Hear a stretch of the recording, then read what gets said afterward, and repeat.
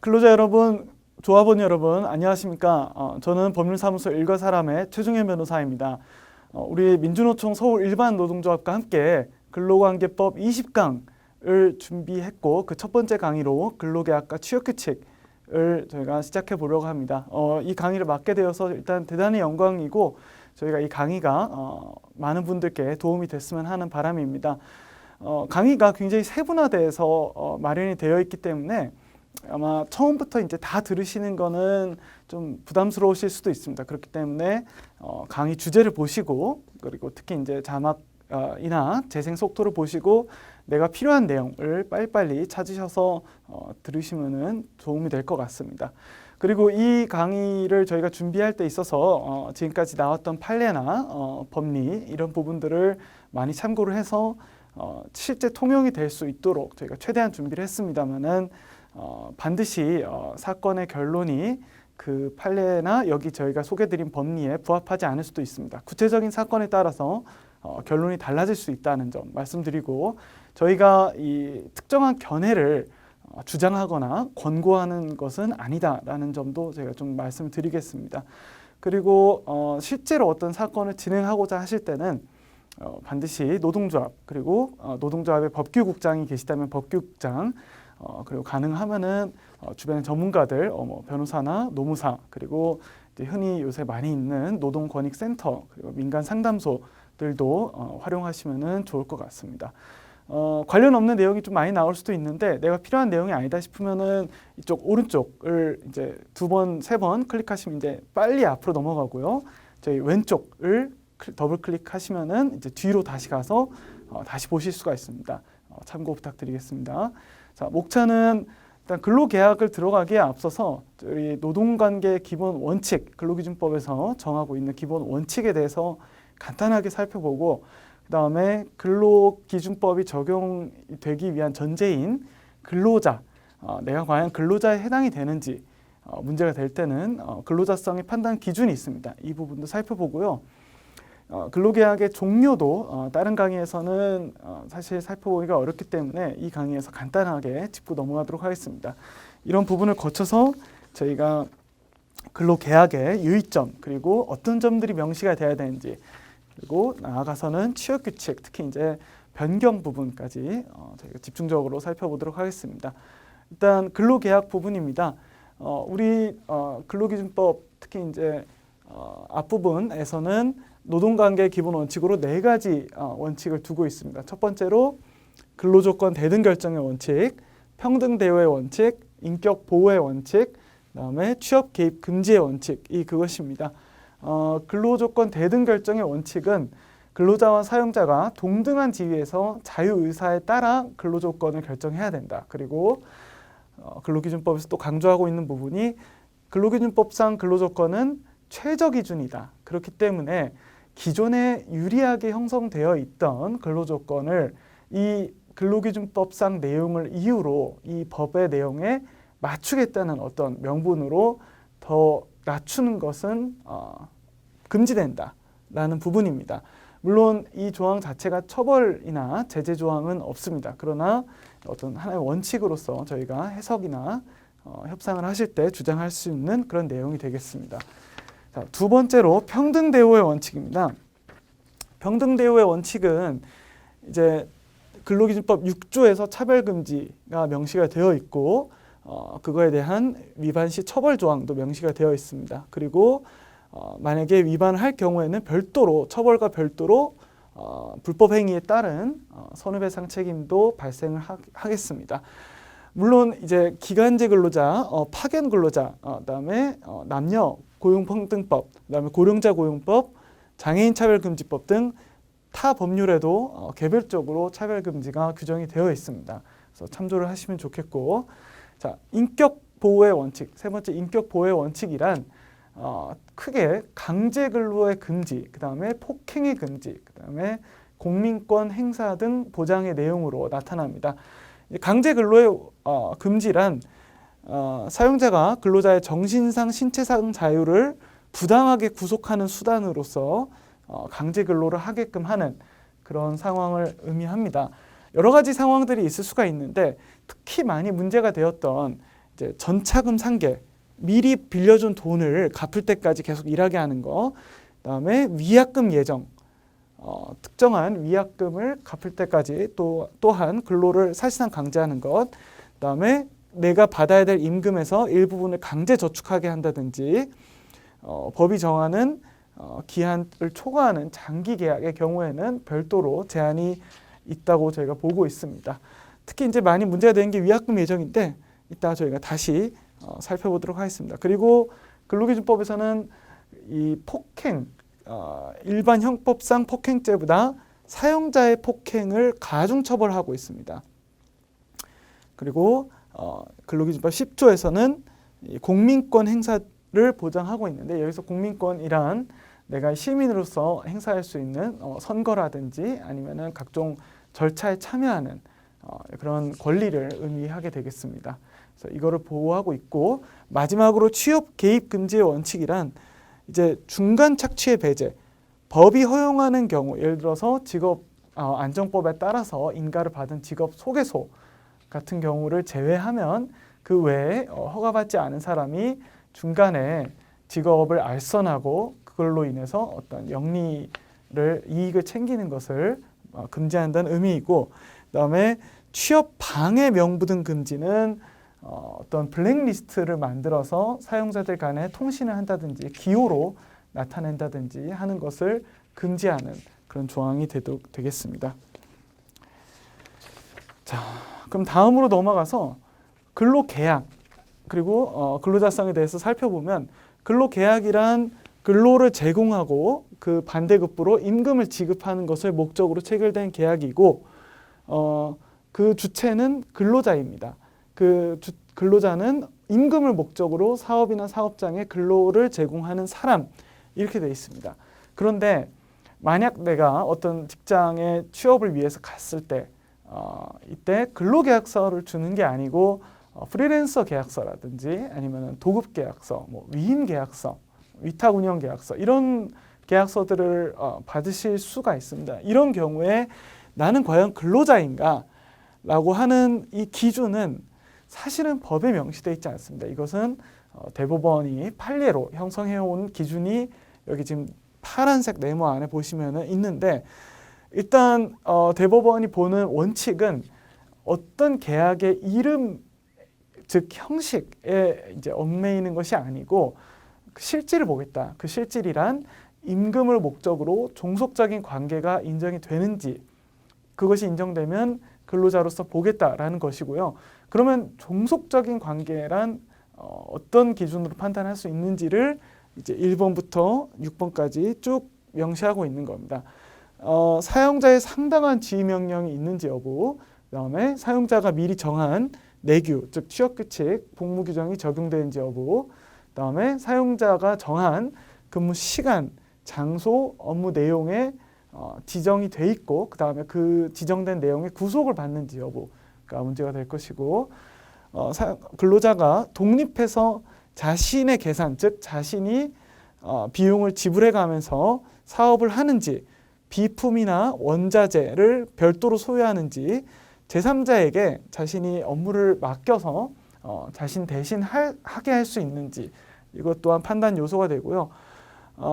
마치 사업자와 같이 이윤의 창출과 손실을 이런 경영상 위험을 스스로 부담하는지, 또는 사업이 잘 되지 않더라도 어떤 업무가 항상 매출을 창출하는 게 아니라도 어떤 고정된 형태로 보수가 있는 것인지, 즉 근로만 제공하면은 보수를 받는 일종의 대상적 성격으로 보수가 정해져 있는 것인지, 이거를 보려면은 최소한의 어떤 기본급, 고정급이 지정이 되어 있는지 여부도 볼 수 있겠고요. 그다음에 근로소득세를 원천 징수하거나 4대 보험에 가입이 되어 있는지 또 판단을 할 것입니다. 그리고 마지막으로 근로관계가 계속성이 있고 어떤 전속성이 이 사용자에 대해서 부과되고 있는지, 그 계약 형태가 얼마든지 다른 일을 하면서 할 수 있는 계약 형태이고 그것이 보장되고 적극적으로 용인되고 있고, 이런 경우라면은 이 부분이 다소 제한이 될 겁니다. 자, 법원에서 봤을 때는 이 두 가지 요소, 즉 이 두 가지 요소는 사용자가 근로자에게 임의로 우월적인 지위에서 임의로 정할 수 있는 사항이다. 그래서 적게 고려해야 한다고 보고 있습니다.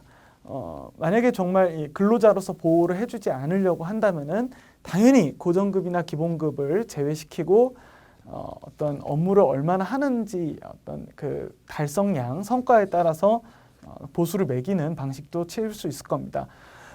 그런 경우도 사실은 우리가 도급제 형태의 근로자라는 근로자 형태가 분명히 있기 때문에 반드시 근로자성이 부정되는 건 아닙니다. 그렇기 때문에 판례가 이 두 가지 요건은 다소 그 고려 비중을 낮게 책정하고 있는 겁니다.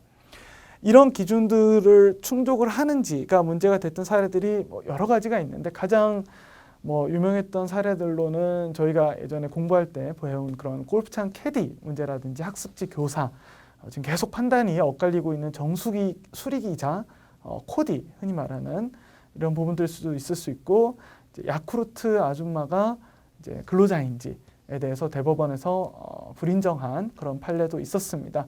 내가 어떤 그런 문제가 되는 직종에 종사하고 있다. 여기에 근로자성을 붙여서 검색을 해보시면은 선례가 있으면은 나올 것이고, 그 선례를 보시고 나는 이런 기준들이 그 사례들과 조금 다르다라고 판단이 되면은 근로자성 여부를 고려해 볼 수 있을 겁니다. 그것을 통해서 얻는 실익은 결국 근로기준법이 적용이 돼서 근로기준법의 보호를 받는지 여부이고요.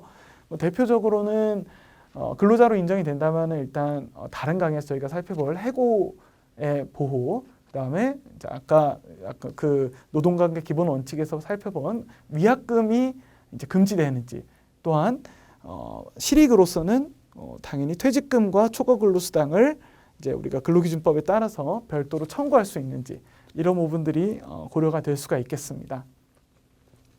자, 만약에 내가 근로자하고 근로계약을 맺는다라고 한다면은 이제 의무와 책임이 일정 부분 뒤따를 것인데, 원론적으로 봤을 때 사용자의 의무는 임금 지급 의무이고요.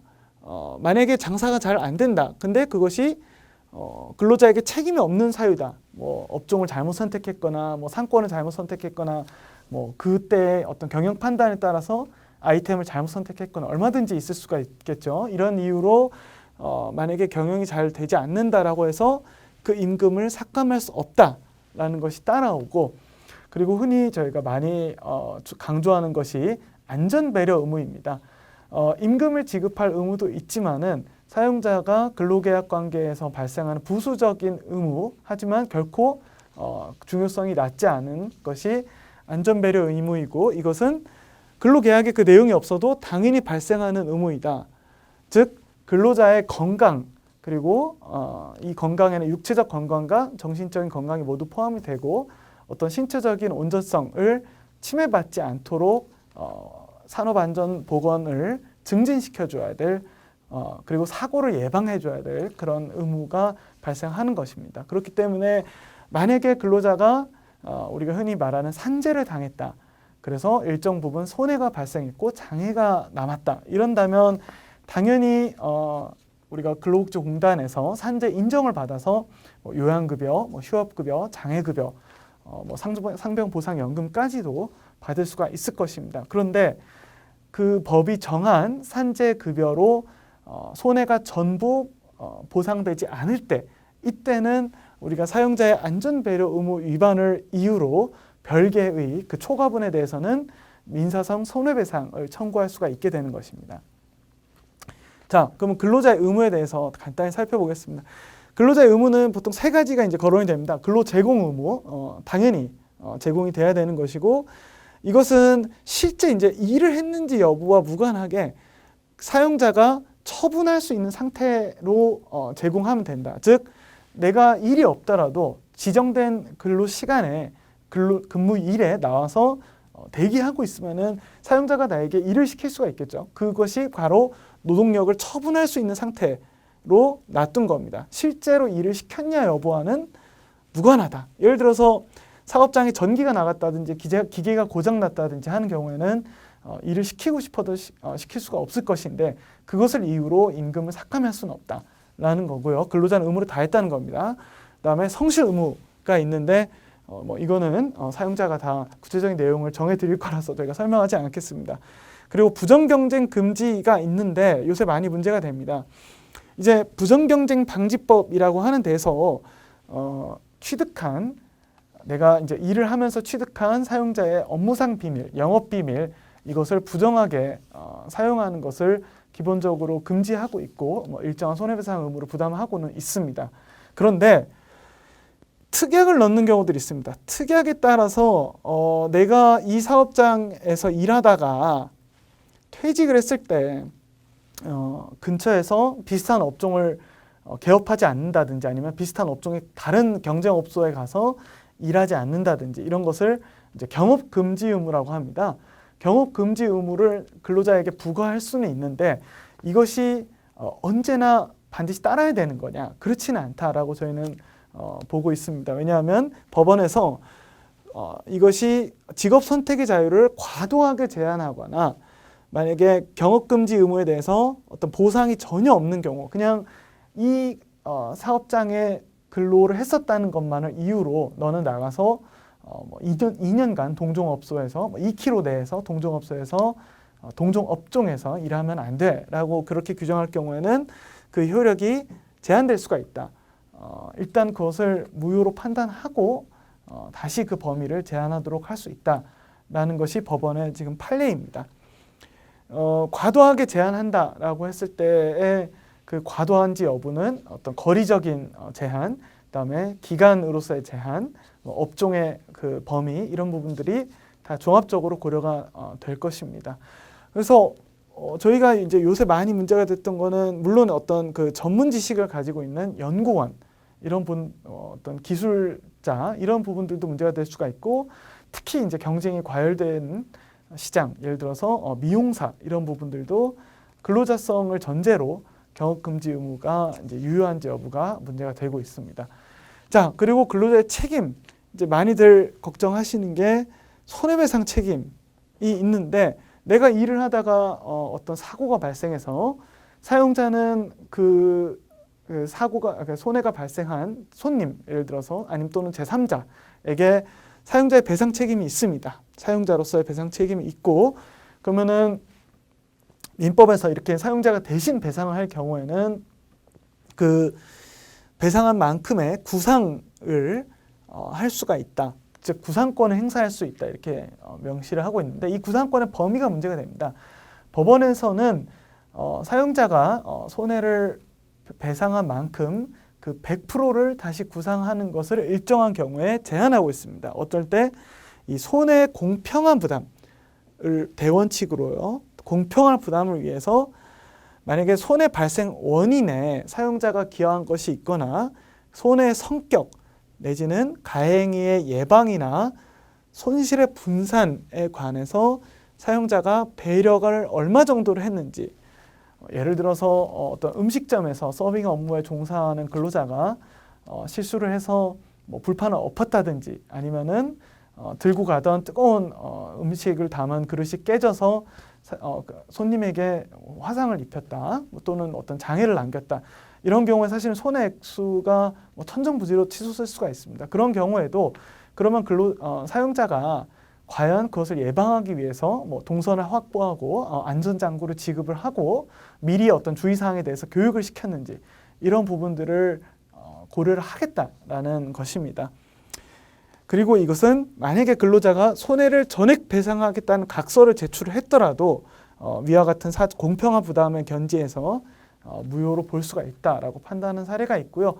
자, 위약금 예정의 금지는 근로기준법상 무효다. 즉 내가 그릇 하나를 깨면은 그릇이 실제 얼마인지와 무관하게 무조건 30만 원 내지는 내가 주문을 하나 놓쳤다라고 하면은 그 놓친 금액에 무관하게 10만 원 이렇게 어떤 벌금으로서 미리 정해놓는 것을 위약벌이라고 하는데 그것을 근로계약에서 정해놓는 것 내지는 이 취업규칙으로도 정해놓는 것은 무효다라고 근로기준법에서 명백하게 확인하고 있는 것이고요. 이런 경우도 있을 수 있습니다. 네가 이번에 일하다가 손해를 얼마 끼쳤다. 그릇을 몇 개 깼다. 근데 그릇값이 30만 원이니까 이번 달 월급 200만 원에서 30만 원만큼 깎고 주겠다라는 것은 임금의 전액부를 지급의 원칙, 근로기준법이 정하고 있는 정액부를 지급의 원칙에 위반이 됩니다. 그렇기 때문에 이 역시도 문제를 삼아서 노동청에 진정을 하거나 나머지 액수를 일단 다 청구를 할 수가 있고요. 그 뒤에 손해를 배상 청구하는 것은 별개의 문제다라는 겁니다. 단 만약에 근로자의 동의가 있는 경우에는 예외로 저희가 보고 있습니다. 이 부분은 뭐 실제로 어떤 그 횡령을 한 경우에 또 문제가 될 수가 있겠고요. 사실은 사용자 입장에서는 사용자가 입은 손해를 배상받기 위해서 여러 가지 다른 수단들을 조금 더 우월한 지위에서 강구할 수 있다 이렇게 보고 근로자를 보호하기 위해서 이런 규정들이 있다 이렇게 보시면 되겠습니다. 예. 그리고 이제 채용 절차에 관해서 간단하게만 말씀드리면 이제 수많은 어떤 채용 비리나 채용 과정에서의 어떤 문제점 지적이 되면서 채용 절차 공정화에 관한 법률이 거듭해서 내용을 더해가고 있습니다. 이 법률은 상시 30명 이상의 사업장에 적용이 되는데 단 공무원은 제외가 되고요. 공무원에 대해서는 어차피 별도의 채용 절차가 공무원, 국가공무원법, 지방공무원법, 임용령 이런 데 다 규정이 되어 있기 때문에 자, 이 민간 영역에 대해서만 보시면은 중요한 것 중에 하나는 직무 수행에 불필요한 정보를 요구하거나 심지어 수집하는 것도 금지를 하고 있습니다. 그 어떤 예시로 이제 법에서 열거하고 있는 것들이 용모, 키, 체중 등 신체적 조건 또는 근로자의 출신 지역, 혼인 여부, 재산과 같은 내용, 본인, 부모, 자녀의 형제까지도 학력, 재산, 직업을 수집하는 것 이것을 금지하고 있고 이것을 위반하게 되면 500만 원 이하의 과태료에 처해질 수가 있습니다. 그리고 일정과 과정 그리고 채용 결과까지 고지할 의무가 있고요. 이 채용 심사 비용 어떤 사업을 함에 있어서 채용 절차를 별도로 운영하는 이 심사 비용을 부담시키는 것을 금지하고 있습니다. 그리고 이 탈락자의 경우에 채용 서류를 반환받을 수 있는 의무가 있습니다. 왜 그러냐면 만약에 사용자가 어떤 자격 요건이나 심사를 위해서 여러 가지 원본 서류들을 요구하는 것도 사실은 근로자 입장에서는 부담이고 근로자가 비용과 시간을 들여서 그런 서류를 발급받았기 때문에 그런 것을 재사용할 수 있고 손실을 보전하기 위한 취지가 있는데 14일부터 최대 180일까지 반환 청구 기간을 사용자가 설정할 수가 있게 돼 있고 사용자가 자기가 설정한 기간이 있으면은 그 기간은 최대 180일까지는 보관을 해야 됩니다. 그리고 반환 요청을 받으면은 14일 내에는 반환 의무를 부담한다라는 게 되겠습니다. 자, 부가적으로 고령자 고용법에서는 이제 연령 차별을 금지하고 있습니다. 고령자에 대한 차별을 금지하는 차원에서 연령 차별을 금지하고 있는데 이거는 꼭 고령자를 대상으로 하는 것은 아니라고 해석될 수가 있습니다. 모든 이유에서 어떤 범위에서 연령을 이유로 한 차별은 금지가 되는 것이고 위반할 경우에는 아예 인권위원회에 진정을 하도록 그래서 인권위원회에서 시정 공고를 하는 것을 불이행하면은 또 다시 제재가 가해지도록 아예 명시를 하고 있습니다. 그래서 이 경우에는 인권위원회가 진정 대상 기관이다.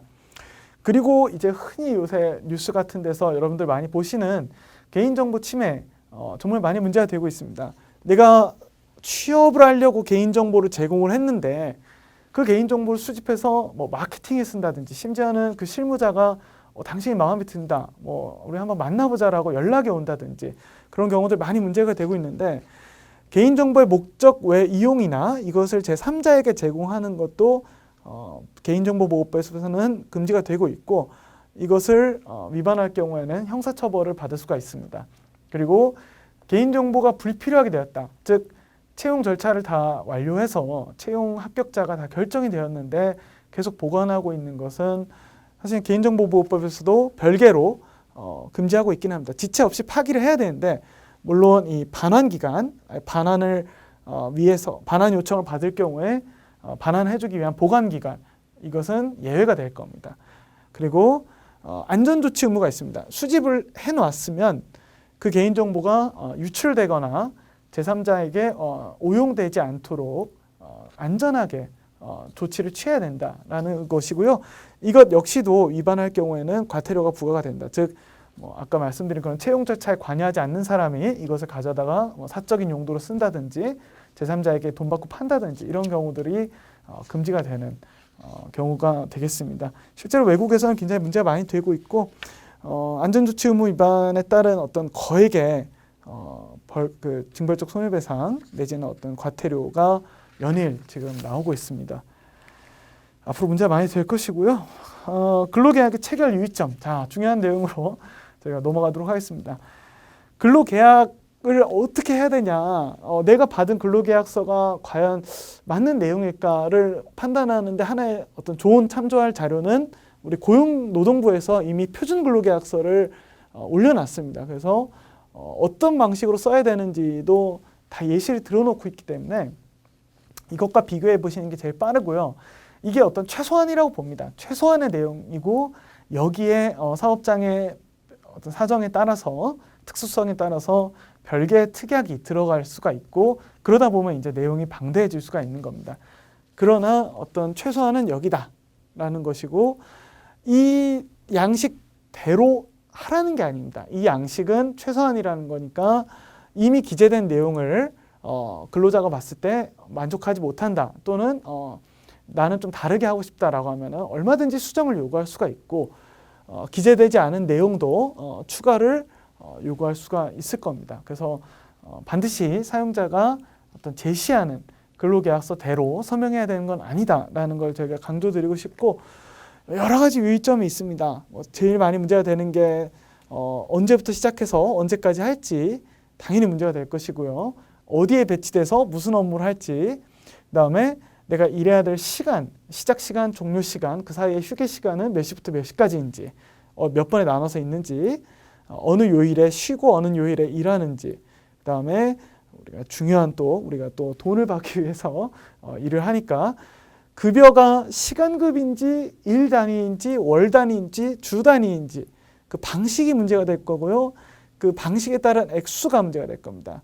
그리고 여기에 더해서 별개의 상여금이나 수당이 있으면은 그 액수도 문제가 될 것이고 이것을 근로자 입장에서는 현금으로 받을지 아니면 계좌로 받을지 당연히 선택을 할 수가 있습니다. 물론 원천징수는 별개일 것이고 그 다음에 어떤 항목이 또 그럼 별개로 공지가 될 것인지 이것도 당연히 근로자 동의가 있어야 되는 항목이 되겠습니다.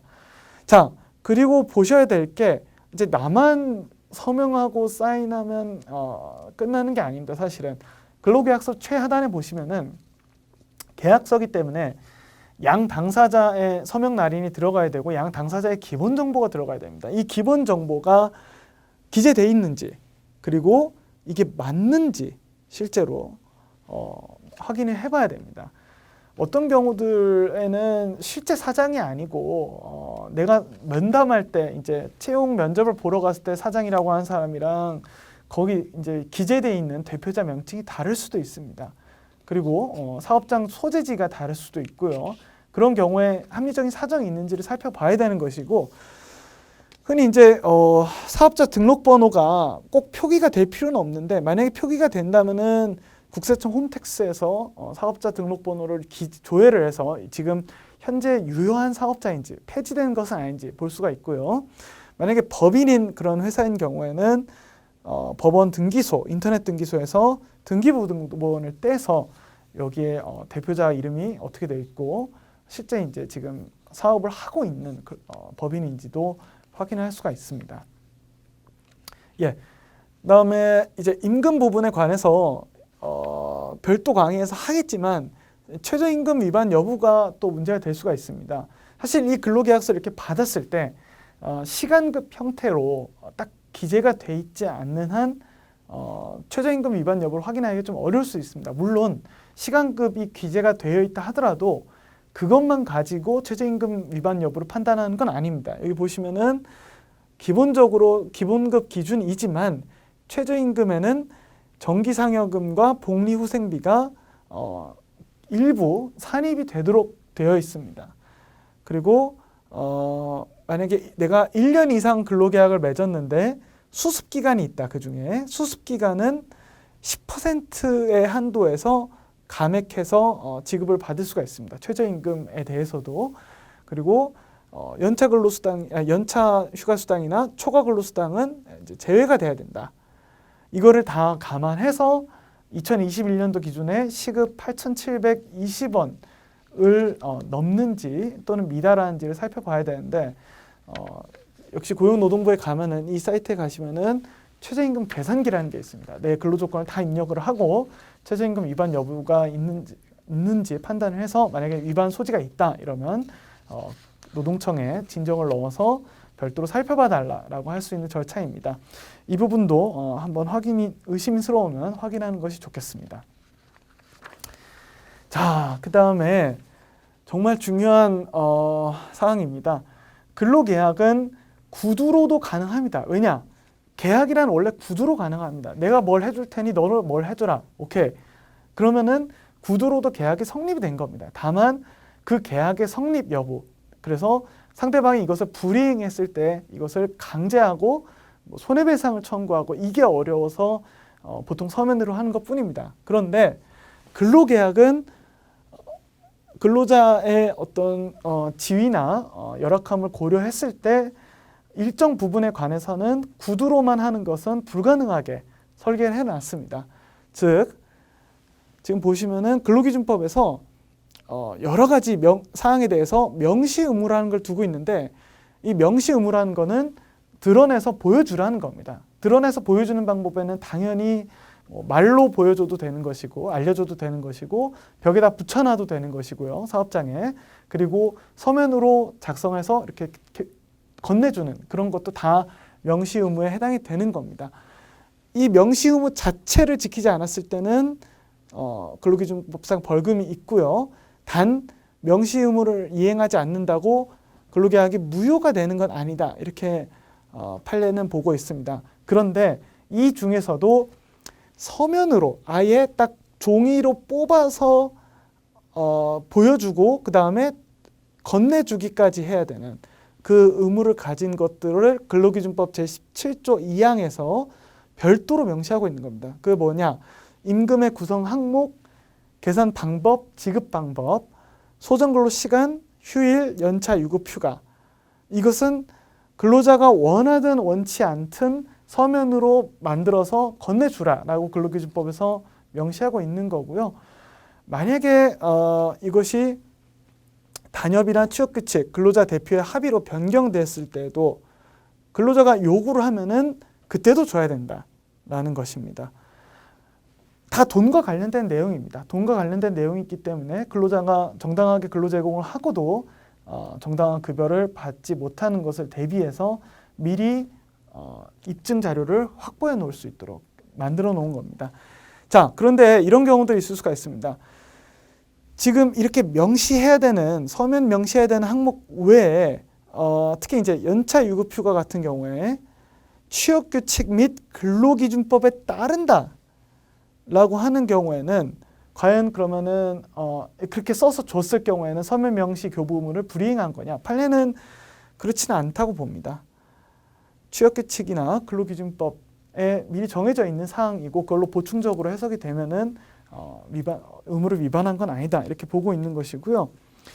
자, 명시해야 될 근로조건이 사실 대단히 많은데 핵심은 아까 말씀드린 이 내용들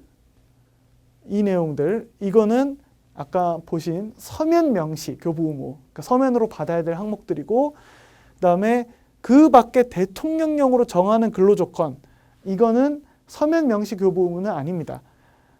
이게 뭐냐면 근로기준법 시행령에서 이렇게 정하고 있습니다. 취업의 장소, 종사 업무에 관한 사항, 그다음에 법 제93조 제1호부터 12호까지 정한 사항, 만약에 기숙사가 있으면 기숙사 규칙에서 정한 사항, 요새는 거의 없죠. 자, 이런 사항은 명시를 하도록, 그러니까 즉 알려주도록 되어 있는 거고, 그러면은 법 제93조 1호부터 12호까지 정한 게 뭐냐? 이게 다시 내려와서 이 사항들이 되는 겁니다. 뭐 업무 시작 종료 시간, 그 다음에 뭐 교대 근로에 관한 사항, 뭐 가족 수당이 있으면 가족 수당, 언제 퇴직을 어떤 경우에 하는지, 그다음 퇴직급여를 어떻게 정해놨는지, 뭐 교육시설, 안전보건 관한 사항, 특히 이제 뭐 많이 요새 문제가 되는 게 직장 내 괴롭힘의 예방 및 발생 조치 등에 관한 사항, 취업규칙 명시하도록 되어 있고요.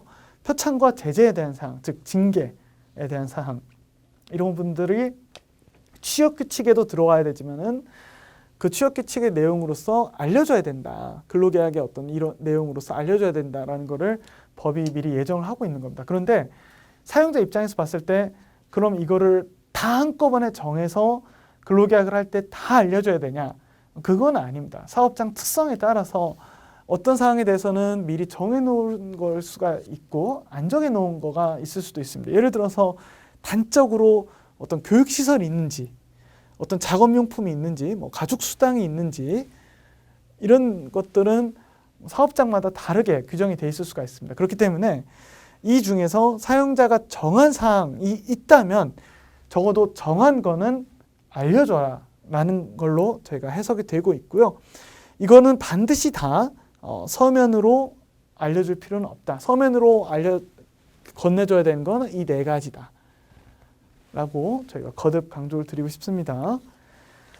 자, 근로계약의 종류에 대해서 살펴보겠습니다. 근로계약의 종류는 자동소멸이 있고요. 무효 취소가 있고, 그다음에 합의해지가 있고, 그다음에 내가 어떤 일방적인 사직 퇴사가 있습니다.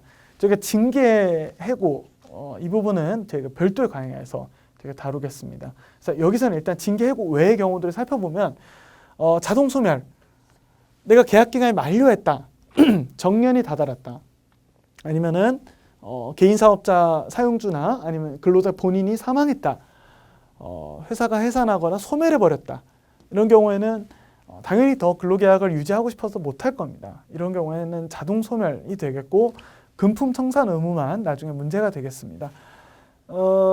이때 정년에 다다랐거나 계약 기간이 만료가 됐을 때 알려주는 거, 이거는 이제 해고 통지라고 보지는 않습니다. 해고 처분의 통보가 아니고 일종의 근로계약이 종료됐다는 관념의 통지, 사실만 알려주는 거다라고 보고 있습니다. 자, 그런데 어떤 경우에는 근로계약이 무효가 되거나 취소가 될 수도 있습니다. 이것도 근로계약도 아까 말씀드린 것처럼 계약이고 어떤 의사표시에 근거한 거기 때문에 민법상 원래 가지고 있던 의사표시 법리에 따라서 무효 취소가 되는 건데, 만약에 허위 경력 등의 사유가 있으면은 근로계약이 그게 중대하다면 무효, 취소를 할 만한 사유라고 하면, 즉 사용자가 착오를 일으켜서 뽑게 되는 계기가 되었다라고 하면은 취소 사유가 될 것인데, 판례는, 즉 우리 법원은 원래 취소와의 경우와는 다르게 근로계약의 취소는 소급표를 부정하고 있습니다. 즉 이 말이 무엇이냐? 원래 어떤 계약이 취소가 되면은 원상 회복을 해야 됩니다. 즉 그것이 발생하기 전 상태로 서로 주고받은 것을 돌려줘야 되는 겁니다. 그런데 근로계약의 경우에는 그때까지 정당하게 제공한 근로가 있고 근로자 입장에서 그 반대급부로 받은 임금, 급여가 있다고 한다면 그것을 돌려줄 필요는 없는 거다라는 거고, 반환을 청구할 수 없다라는 겁니다. 자, 합의 해지는 저희가 흔히 생각하시는 사표를 수리하는 거가 되겠습니다. 즉 사용자에게 내가 언제까지 근무하고 그만두고 싶으니까 허락해달라라고 하는 것이 일종의 청약이고요. 주택 청약할 때 그 청약 맞습니다. 청약이고요.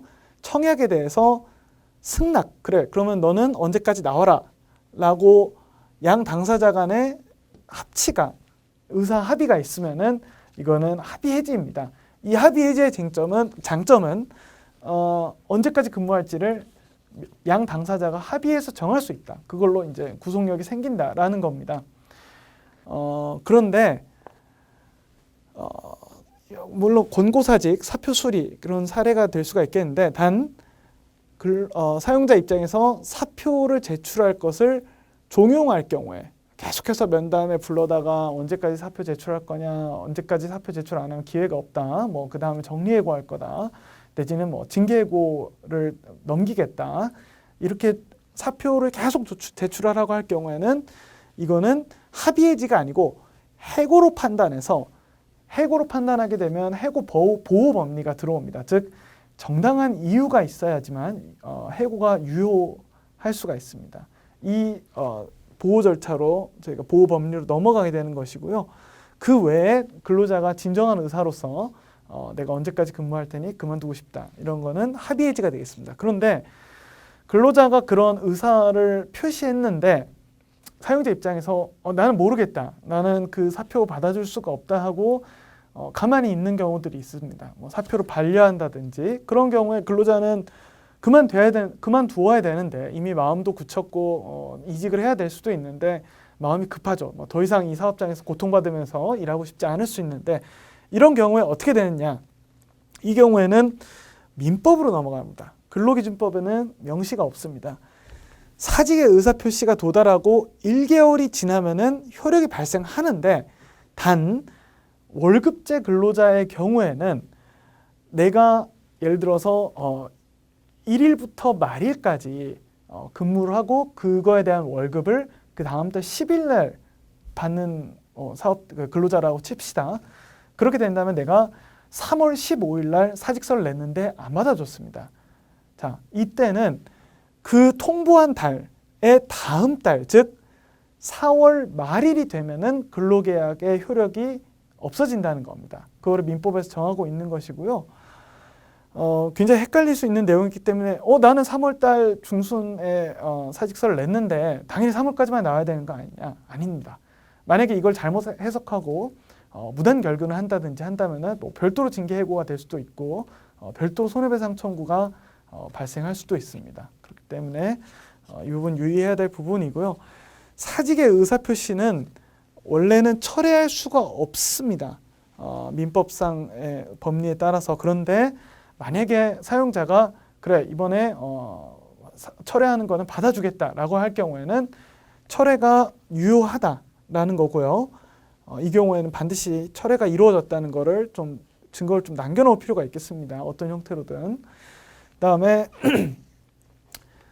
이번에 일제 사직서를 받겠다. 분위기 쇄신 차원에서 전부 다 사직서 제출해라. 나는 너희들과 함께 못 가겠다.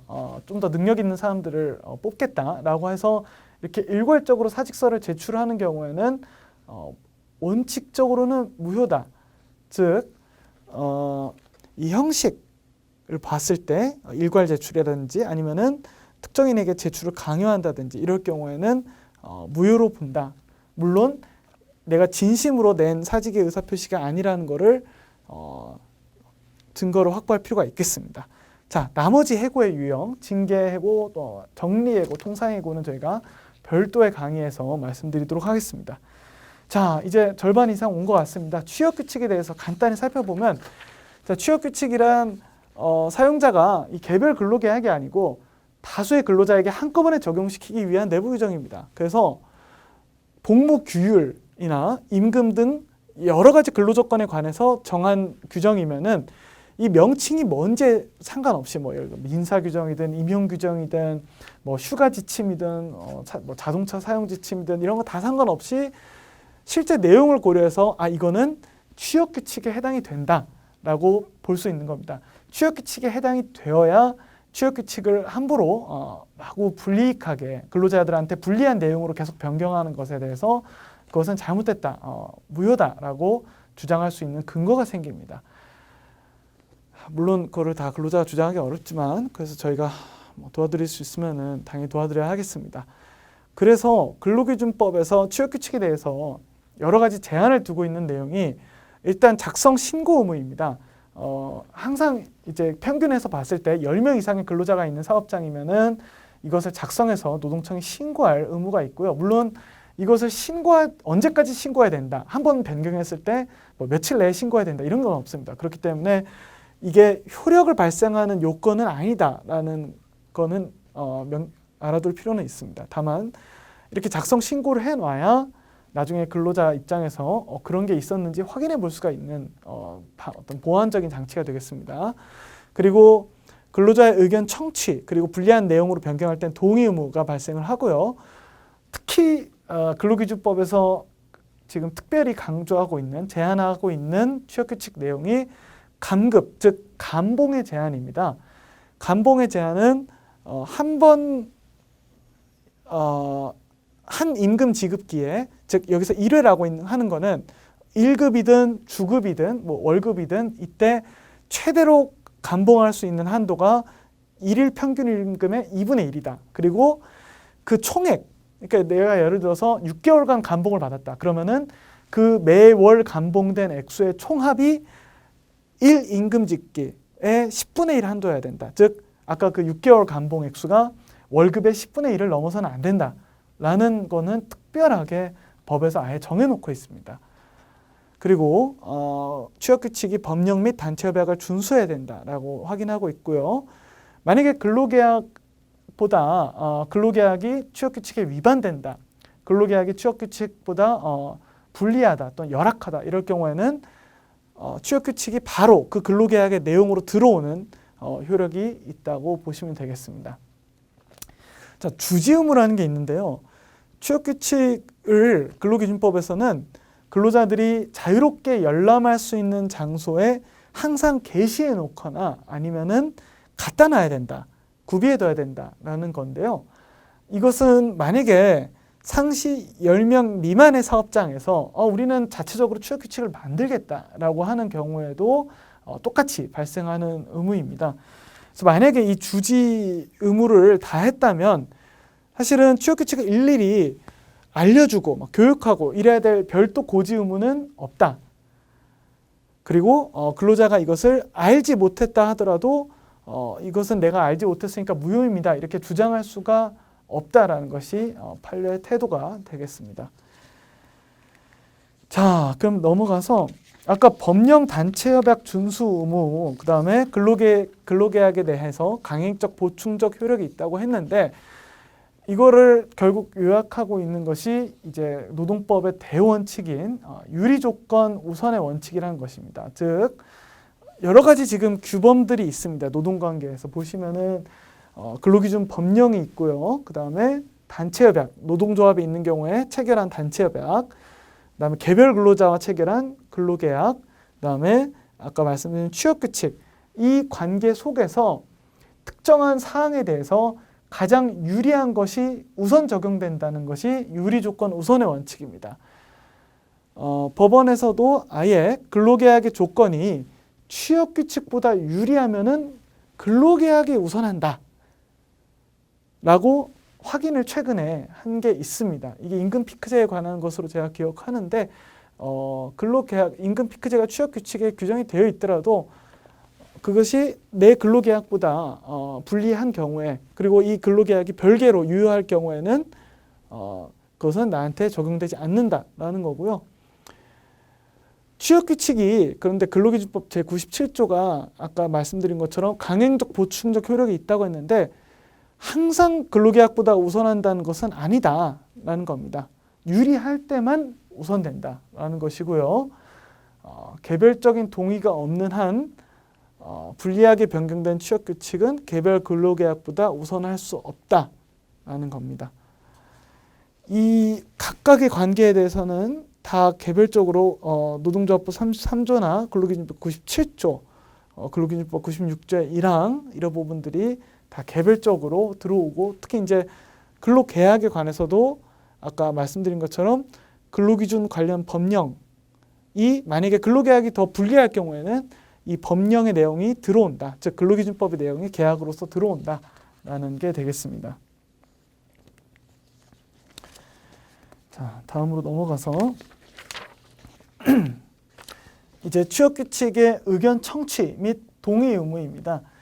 이제 사용자가 취업규칙을 작성하고 변경할 권한이 당연히 있습니다. 당연히 인정이 되는데 단 제정을 할 때, 그 다음에 더 유리하게 할 때, 이때는 의견을 청취할 의무를 부여하는 것이고요. 다만 이때는 의견을 청취하지 않았다고 해서 반드시 그것이 효력이 없다 이렇게 판단하지는 않습니다. 그런데 불이익 변경은 다릅니다. 불이익 변경은 조금 아까 취업규칙 작성 신고 의무와 범위는 다른데 상시 5인 이상 사업장이면은 다 임의로 취업규칙을 만들어서 그 운용하고 있을 때는 적용이 되는 것이고, 10인 이상 사업장은 아까 보신 것처럼 노동청에다가 작성해서 신고할 의무를 부담을 하니까 당연히 이게 적용이 되는 것인데, 자, 불이익 변경이 그럼 판단 시점이 언제냐? 변경이 이루어진 시점이다. 그리고 판단 기준은 무엇이냐? 당연히 취업 규칙의 내용이 더욱 근로자에게 불리하게 변경되는 건데 헷갈리는 경우도 있을 수 있습니다. 일부 내용, 한꺼번에 여러 가지 내용을 바꿀 때 일부 내용은 유리하고 일부 내용은 불리하다. 이런 경우에는 불이익 변경으로 보고요. 그 다음에 여러 가지 직군, 내지는 직종에 대해서 취업 규칙 변경을 할 때 그것이 일부 근로자들한테는 유리하고 일부 근로자들한테는 불리하다. 이럴 경우에도 불이익 변경으로 봅니다. 그러면 불이익 변경으로 볼 수 있다면 그럼 과연 그것을 동의해주는 주체가 누구냐가 이제 흔히 제일 실무상 문제가 됩니다. 동의의 주체는 이 과반수 노동조합, 결국 이 대표자 또는 노동조합이 과반수 노동조합이 없거나 여러 가지 복수노조 때문에 과반수인 노동조합이 없는 경우에는 근로자의 과반수, 이거 근로자 대표가 아닙니다.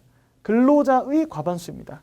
그래서 근로자의 과반수가 한꺼번에 집단적 의사결정을 하고 회의 방식으로 의견을 모을 것을 판례가 지금 요구를 하고 있습니다. 그렇기 때문에 만약에 그 사용자, 예를 들어서 인사부장이 개별적으로 돌아다니면서 나 이거 좀 서명 좀 해, 누가 이거 좀 동의 여기 사인 좀 해, 이렇게 동의서를 받고 다니는 거, 어떤 연명부인데 쭉 목록에다가 자기 이름 옆에 서명만 하는 거, 이거는 유효한 동의 방식이 아니라는 겁니다. 한꺼번에 모여서 설명을 듣고 회의를 거치고 거기서 어떤 의사를 수렴하는 절차가 있어야 된다. 그것이 투표든 아니면은 어떤 의결이든 그런 방식이 있어야 된다는 겁니다. 자, 여기서 보시면은 또 이제 몇 가지 주의사항이, 만약에 노사협의회가 당연히 이제 사업장의 규모에 따라서 있을 것인데 거기서 근로자위원이 동의를 해줬다. 이거는 근로자 대표도 아니고 근로자 과반수도 아니고 뭣도 아니기 때문에 불인정된다는 것이고요. 노조 가입 자격이 없던 다른 근로자 집단도 만약에 이 취업규칙 불이익 변경 내용이 일괄적으로 적용될 경우에는 동의의 주체가 될 수가 있다는 것이고요. 그다음에 장차 적용될 수 있는, 지금은 내가 만약에 이 회사에서 부장급 이상, 3급 이상이 아니라서 부장급에게 불리하게 적용되는 취업규칙 변경 내용, 당장은 적용받지 않더라도 나중에 내가 승진을 했을 때 적용받을 수 있다라는 내용이라면 그 나머지 근로자 집단도 동의 주체가 될 수 있다. 이거는 예를 들어서 사무지원직이 있고 사무직이 있다. 그러면 사무지원직이 일정한 요건을 갖추면 나중에 사무직으로 직군이 변경될 수 있다. 이때도 만약에 사무직에 대한 불이익 변경이 있다고 한다면은 마찬가지일 겁니다. 그렇기 때문에 동의 주체를 잘 판단해 볼 필요가 있겠습니다. 자, 과반수 동의를 받았을 때는 전체에 적용이 됩니다.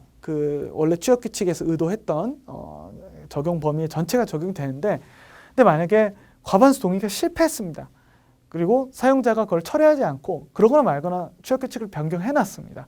자, 이런 경우에는 어떻게 되느냐? 기존의 근로자들은 이 불이익 변경이 동의 요건이 없기 때문에 무효입니다. 기존에 바꾸기 전, 불이익 변경하기 전 취업규칙이 적용이 돼야 되는 겁니다. 그런데 이 변경된 후에 채용된 신입 근로자들은 이 변경된 취업규칙의 내용을 적용받게 되겠습니다. 자, 만약에 지금 법원에서 예외를 두고 있는 게 불이익 변경인 건 맞는데 동의도 없었습니다. 동의도 없었는데 그래도 전체 근로자들에게 적용이 되는 경우는 어떤 경우가 있냐? 변경 내용이 사회통념상 합리적인 경우에는 동의가 없더라도 유효하게 적용이 된다, 이렇게 보고 있습니다. 그런 경우에 어떤 경우들이 있느냐? 어떤 구조조정이나 합병을 할 때 그 사정에 맞춰서 두 회사의 합병 회사의 정년을 일치시킨다든지, 아니면은 공공기관별로 다 퇴직금 지급률이 달랐는데 옛날에는 그것을 지적을 받고, 외부 기관으로서 지적을 받고 퇴직금 지급률을 일정하게 조정을 한다든지, 이런 경우에는 사실은 사용자가 불리하게 하려고 하는 게 아니고 외부의 어떤 영향으로서 어쩔 수 없이 하는 경우들도, 즉 사회통념상 합리성이 인정이 되기 때문에 동의가 없어도 인정이 됐다라는 건데, 결국에 그 판단 기준은 이게 얼마나 불이익한지, 그리고 불이익한 그 내용과 정도가 얼마나 되는지, 그리고 얼마나 이게 상당한 이유가 있어서 바꿔야 되는 것인지를 종합해서 판단을 하고 있고요. 이 개정 당시의 상황을 근거로 한다. 즉 나중에 문제 삼을 때 어떤 사후적인 상황이 아니고 그 당시에 고려가 됐던 것들을 기준으로 삼아야 된다. 이렇게 하고 있습니다. 그리고 판례는 이 사회통념상 합리성 인정은 어쨌든 근로기준법에서 불이익 변경을 할 때 근로자 과반수 내지는 과반수 노동조합의 동의를 요건으로 하고 있는 것을 예외로 두는 법리이기 때문에 굉장히 제한적으로 엄격하게 해석해서 적용해야 된다라고 확인하고 있습니다. 자, 저희가 이번이 첫 강의였는데 근로계약의 내용을 다루기에 앞서서 저희가 노동관계 일반적 원칙에 대해서도 말씀을 드렸고 취업규칙에 관해서도 여러 가지 말씀드렸습니다. 실무상 여러 가지로 취업규칙 내지는 근로계약서 내가 어디 있는지도 모를 수도 있고 그 당시에 작성하고 그냥 넘겼을 수도 있습니다. 그런데 이런 내용들이 나중에 내가 어떤 불이익을 받을 때 또는 내 권리가 침해됐을 때 그것을 입증하고 보장할 수 있는 가장 기초적인 수단이 되기 때문에 아무리 강조해도 지나치지 않고요. 내가 근로자다 그러면은 내 근로계약서는 항상 갖고 다니고 내지는 내용 정도는 한번 읽어보는 그런 자세가 필요할 것 같습니다. 저희가 여기에 다 담지 못한 내용들이 많은데 어떤 문의사항이나 의견이 있으시면 언제든지 우리 강의를 지금 주관하고 있는 민주노총 서울일반노동조합, 그리고 또 저희 강의를 담당하고 있는 법률사무소 일과사람 또는 가까운 전문가들, 노동상담소, 권익센터에 문의하셔서 해결하시면 좋을 것 같습니다. 예, 이상으로 이번 2강을 마치도록 하겠습니다. 대단히 감사합니다.